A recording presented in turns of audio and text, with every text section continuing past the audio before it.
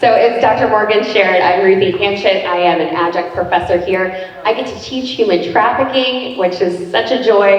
I also get to coach our Live to Free team that goes out to high schools and junior highs and youth groups and reaches out to young people to bring this important message to empower them. I am a mama. I've got 2 kids of my own, 2 girls, so it's personal. And I'm also married to a doctor, which is part of the reason I'm excited about our next panel, because we're going to be talking about the intersection of healthcare and prevention for our kids. We got to move. Oh, we're scooting our panelists over, especially for our friends online. We need to make sure that they can see them. So, just to set the stage a little bit about this conversation, we know that the majority of people who are in trafficking actually see a healthcare provider while they are victims of human trafficking. But very rarely do they get help or identified. We also know our kids that are most vulnerable to exploitation, or even hopefully before they're in that vulnerable place, they see doctors, nurses, health aides, school nurses. These are opportunities for us to raise awareness, to identify patterns, and to make a difference and intervene. So I'm really excited to have this conversation about the intersection of healthcare providers, and the role they can play in keeping our kids safe online.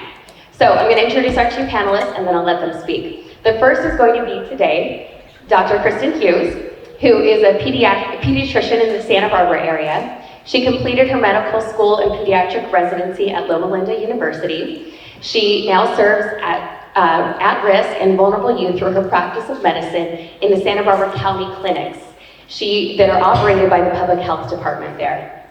She is passionate about her work with children and teens and is especially interested in helping them and their families establish healthy relationships with screen-based technology like our smartphones.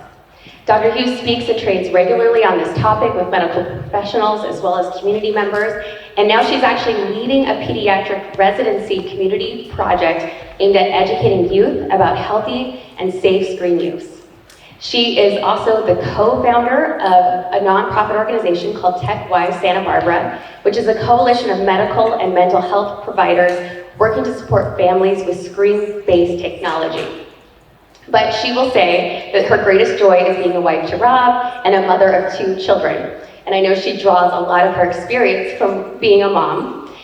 They all enjoy soccer, camping, playing at the beach, traveling, and believe me, this family knows how to have fun and enjoy each other.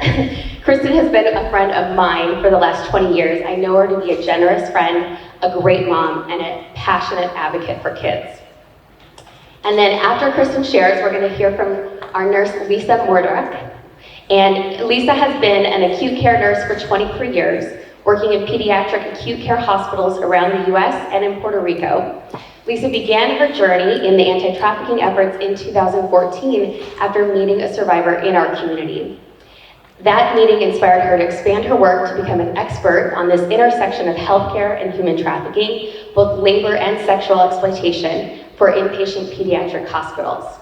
Lisa is also the co-founder of Revest Medical Experts, which provides healthcare providers and institutions with the necessary skills to improve their knowledge, recognition, response, and prevention of violence, exploitation, and risky behaviors amongst their patients and their families.